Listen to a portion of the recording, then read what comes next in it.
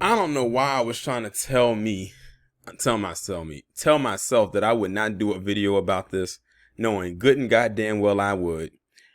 Um, I kind of led into the assumption that I would talk about this if y'all follow my live stream channel, which is Rain in Real Time. I actually left off with this on this past Friday's stream that I may talk about this in the form of a pre-recorded video on my main channel instead of talking about it on my live stream channel because I wanted more eyes to see it. And that's the whole Sharon Osbourne, Sheryl Underwood situation. So basically, a couple days ago on their show, The Talk, Sharon Osbourne and Sheryl Underwood got into it about Piers Morgan being called a racist, which he is, in the whole Meghan Markle situation. And Sharon Osbourne, I would say she went into rare form, but that's not unusual. The form that she went in, that's not unusual for her. But it may be unusual to someone like Sheryl Underwood. Now, Sheryl Underwood, of course, we know came from a stand-up background. She got her start in stand-up and everything like that. But over the years, she has said things that have rubbed a lot of black people the wrong way. And I think at this moment right here, she probably received her wake-up call, if anything, from the person she assumed to be her friend, which we now know is most definitely not her friend. I'm going to need a lot of black people to realize something. You have an open enemy that constantly and continuously shows you who they are. You cannot reform that. They can't even want to reform themselves. So what makes you think that you swooping in like a savior is going to change anything? Because it's not. It's really not going to change a damn thing. And Sheryl Underwood, I don't think, has grasped that concept. But she found out that day what it is. So what I'm going to do is play this audio, and I'm probably stop and go as I go. I'll leave the link to the actual audio in the description if you want to listen to the entire thing without any interruption from me. But I'm assuming by now many of you have already listened to it, for those of you who want to listen to it. And I'll interject when I feel I need to put my take on something.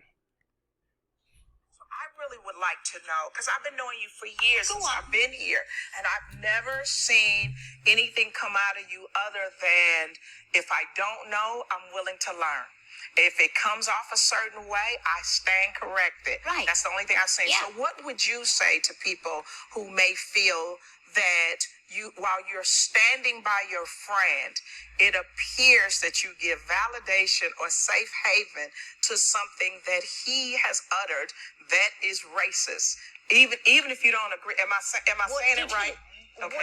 I don't know what he's uttered that's racist. I'm not trying to slide out of this one. Right. I don't know. Tell me, what has he uttered that's racist? Wednesdays at Okay, so y'all just heard that piece right there where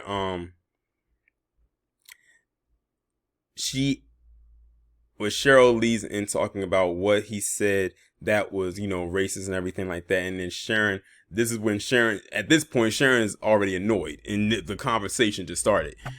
What did he ever utter or say that was racist?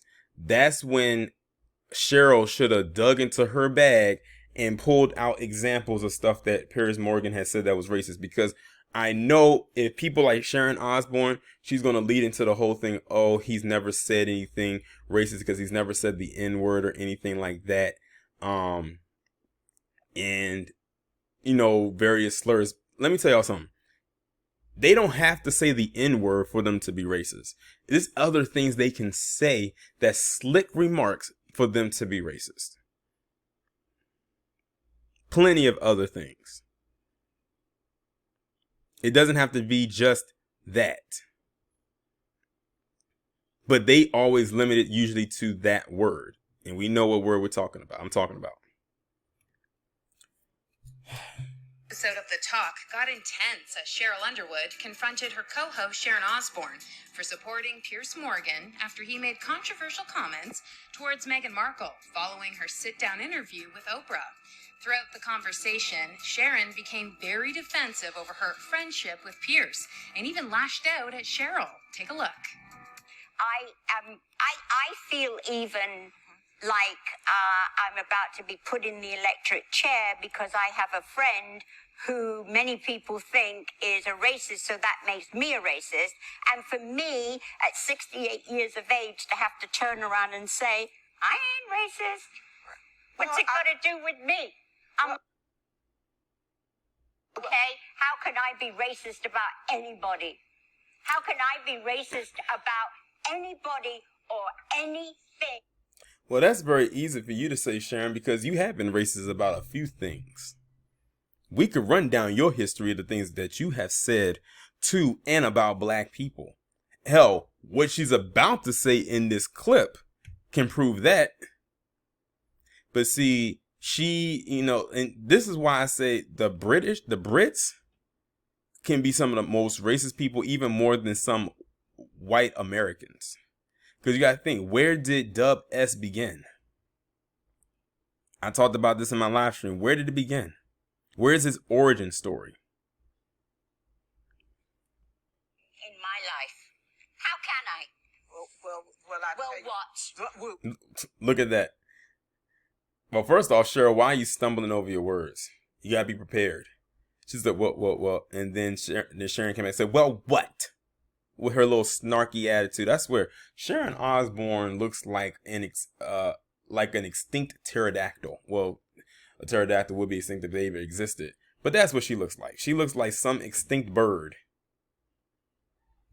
In the body and in the face. we'll be right back. We have more topics, so don't go away. And I think we should stop this. Did she just cuss? Because I noticed they kind of blurred her stuff out and it sounded like she said the F word. I will ask you again, Sheryl. Yes. I've been asking you during the break. I am asking you again. And don't try and cry, because if anyone should be crying, it should be me. This is the situation. Look at that. And don't sit there and try to cry. If anyone should be crying, it should be me. That's the part right there that got a lot of people heated, was that part right there. Don't sit there and cry. If anyone should be crying, it should be me. The entitlement that rolls off of her so easily. The entitlement. You tell me where you have heard him say, educate me. Tell me when you have heard him say racist things. Educate me. Tell me. And that's another thing I get tired of.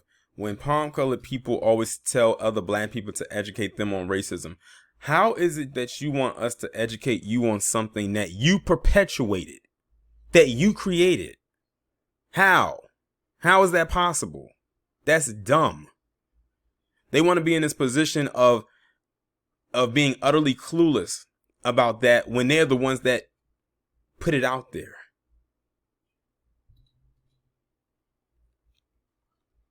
Sorry, I had to pause this video for a long period of time because I had a very important call I had to take that lasted for what felt like 30 plus minutes. But thankfully, I can pick right back up where I left off. And I think I left off on the part where I was talking about how I'm tired of PC trying to convince or tell black people in their own wicked way that we need to educate them on racism.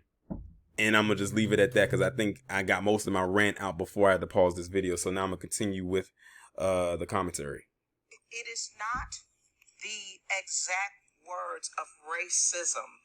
It's the implication and the reaction to it. To not want to address that because she is a black woman and to try to dismiss it or to make it seem less than what it is. That's what makes it racist. But right now, I'm talking to a woman who I believe is my friend. And I don't want... Sheryl, she's not your friend. She's not. Anybody here to watch this And so that we're attacking you for being racist, and for that, if I are Did you hear how Sharon just kind of just laughed off what Sheryl said? She said, like she's not listening. She's taking it as a joke. This is how wicked and nasty this woman is. Let me remind you, Sharon Osbourne is married to a man who once bit the head off of a bat. So she has no room to judge anybody on that alone. articulated. I think it's too late. I think that seed's already sown. But that is why I'm saying for me. I'm saying for me. For me. I thought I was asking a question about the perception for other people. That's why I prefaced it with, I've never heard you utter anything racist, but I have felt that Pierce was racist in his stance against Meghan Markle. And the last time he was on this show, I said as much. I said it when he was on this show. And what was his answer to you? He didn't feel that. He didn't feel that it was racist. He didn't feel that the racial statements that he was making were racist. But I was talking to him. Okay, answer me this one, okay? Because I don't know. I don't understand. If he doesn't like someone, and I think this is for everybody who is born white, if Piers doesn't like someone and they happen to be black, does that make him a racist? No. That's a no. No. Right. So why can't it be he just doesn't like her? Why does it have to be racist? It's almost like, I'm sorry, Sheryl. No, you go it's ahead. almost like yesterday when you were talking, Mrs. O, it sounded like he was really upset about, what you were saying is a royalist. Like he is just so deep into he is. honoring the crown and honoring, and do I agree with what he said? No, like you. No, I don't think he should have walked off set? No. Do I think he should have sat there and listened to his other co-hosts like we're doing right now and having a conversation and learning from each other? I think that's what corrective evolution. Okay, so that's pretty much it. And they had the palm-colored co-host come in and kind of save Sharon Osbourne. And she literally just slithered her way out of this. This is how you know people like Sheryl Underwood does not know her. And I said this before, does not know her open enemy. She doesn't. Because anybody could have shut Sharon Osbourne down with the quickness even before it even got to that point. Anybody. I could have did it. She said, she literally went back. If Sheryl Underwood really understood who Piers Morgan was, she could have shut this whole thing down, but she couldn't even do it. But when you kiss so much PC ass for so long, that's what happens. Now I want to go ahead and play this other clip because it says Sharon Osbourne leaves Sheryl Underwood out of her apology. Let me see what this is about. Business, you're gonna want to hear. Hold on right quick. Let me wait for the ad to play. She swore at her co-hosts and demanded Sheryl Underwood. I'm not perfect. I'm still learning like the rest of us, and will continue to learn, listen, and do better. She continued, "Please hear me when I say I do not condone racism, misogyny, or bullying. I should have been more specific about that in my tweet. I will always support freedom of speech, but now I see how I unintentionally didn't make that clear distinction. I hope we can collectively continue to learn from each other and from ourselves so we can all continue to pave the way for much needed growth and change. The community on this platform means a lot to me. I hope we can all hold each other up with accountability, compassion, and love during this powerful time of paving the way for so much needed change." Before I finish this off, because they're basically just reading off what she said because she didn't come out and verbally say this, let's not forget that Sharon Osbourne's daughter, Kelly Osbourne, a few years ago on The View said, if you kick every Latino out of this country, then who's going to be cleaning your toilet? Do y'all remember that? She said that while Rosie Perez was at the table and said that in front of an audience, and she said it so casually. She tried to backpedal it, but it was too late. Where do you think she got that behavior from?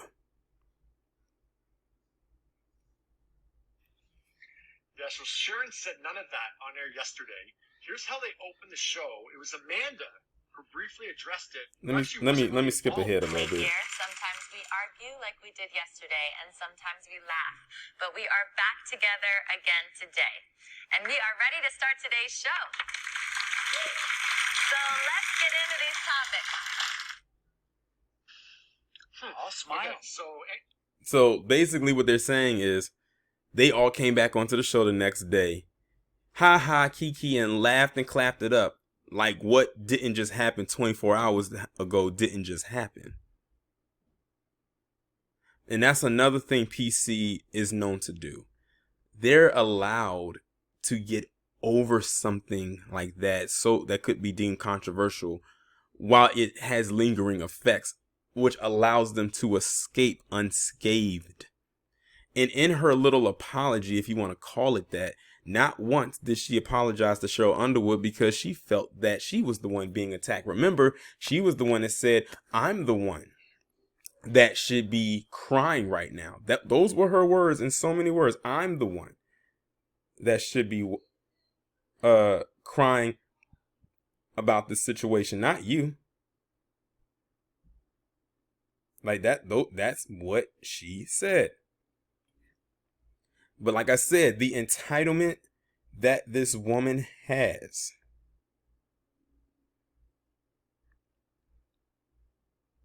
is what it all boils down to. But let this be a lesson, Sheryl Underwood, that you now know where you stand, or rather where you sit. And Harvey says something on his video about this. This is why Holly Robinson, Pete, and Leah Remini aren't on the show anymore, because they got into it with Sharon Osbourne a few times. Holly Robinson, Pete put her foot down though. And he also said that Sharon Osbourne is the only original member of the talk that's still there. Why is that? She's not even, as far as I know, the showrunner. But that says to me that she is the common denominator of most of the problems with the co-hosts on this show, and why they constantly are recycling them out, but she's still there.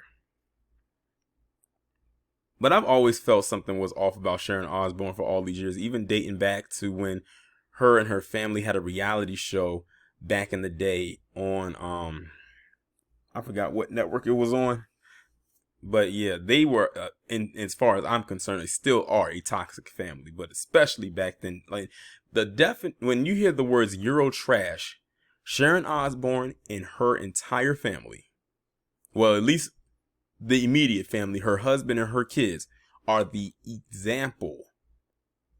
example of that. She knows Piers Morgan is a racist, but she's going to come and, defend his honor, because she is too. They say birds of a feather flock together, and their feathers are ruffling right now. So I'm not surprised that she didn't give an apology to Sheryl Underwood. But I bet you if Sheryl Underwood was the one that was coming at her, she would be made to apologize, and she probably would. Because, see, Sharon Osbourne knows that she has nothing to lose. She knows they're not going to touch her. They're not going to remove her from the show. They would probably remove Sheryl Underwood faster than they would remove her, for sure. But Sharon Osbourne knows she has a spot right there in that chair, right there in the middle. And no one's going to touch her. She knows that. Not just because she's a privileged white woman, but because of who she is. Y'all let me know what y'all think about this down in the comments. Like, share, subscribe. If you have not done so already, make sure that you text the number that is pinned down in the comments below to receive notifications every time I upload a new video or go live.